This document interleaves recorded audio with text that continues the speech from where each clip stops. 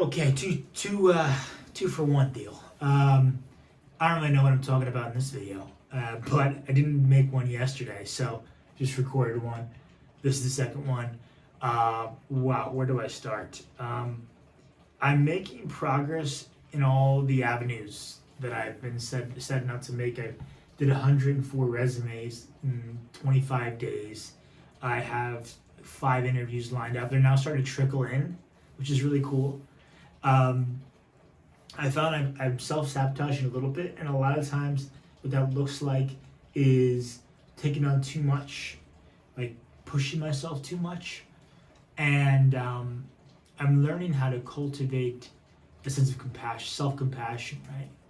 Like, it's interesting how I have this cycle, like cycles. Now, my friend Martin and I were talking about this last week, is the idea of cycles. Now, for him, it looks different, but for me, what I can say is in the past, I've often struggled with porn. Okay, and what typically would happen is I'd watch it, and then I would feel shame for watching it. So you're, fapping, watching it, and there's this cycle of like, oh, look, and typically there's triggers associated with that. So, oh, look, I'm bored. Let me put this on. Ah, shit. Now I feel like shit. And so it's like this perpetual cycle. And that exists in many different ways. You might find yourself scrolling, and then hours have gone by, and you're like, wow, I feel terrible because I wasted all this time. And so the solution, because I was looking for solutions to this problem, particularly with the porn stuff, right? Because in the past, I've done the no-fap streaks. I've gone a year, 6 months, 3 months, and I felt great. There is really some power to that. However, it was always like streaks, like this and then fall off. Do this, then fall off. So how do you cultivate a lifelong habit? How do you make it so you don't have to count the days? Well, first off, you shouldn't count the days. It's more of an identity change.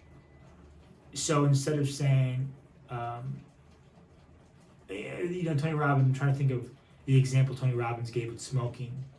It's like if you quit smoking and someone offered you a cigarette, you wouldn't say, oh, one more and then I'll be done. No, you say, I don't smoke because I'm not a smoker. So the same thing goes with any bad habit. I don't watch porn because I'm not a porn user. And then move on, right? So that's changing your identity, changing the story that you set out for yourself. However, at the same time, what I found to be, or what seems to be my hypothesis, is the solution to so many problems is to have a purpose, a mission you're working towards. I was just reading this article on Reddit about, as I was looking at it, I was like, how do you quit porn for good? Like, how do you quit porn? How do you quit alcohol? How do you quit addictions for good? And this person wrote, you have to have such a strong vision and a sense of urgency to achieve that vision. That way you don't find yourself bored or looking for a temporary high.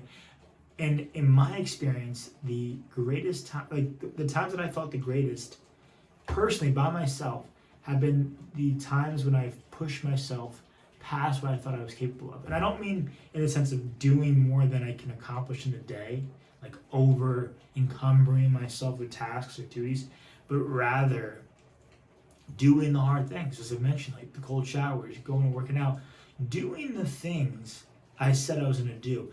And it's too much pressure to say, I'm never doing this again, right? That's too much pressure because we only have one day at a time. However, we can say, I quit this. I no longer identify with this, and realize that we still may fall off on the journey. That's part of the process. Like, when you're lost, part of the journey is getting lost and walking through the weeds. When I was a Boy Scout, we always go wandering through the forest, not sure where we were going, but eventually, with the right steps, we'd find ourselves back on track, back on the path. And there's this great book by Boyd Vardy. I think it's called The Lion Tracker's Guide to Life. And he talks about in the process of finding the path, you oftentimes have to lose it in order to find it again.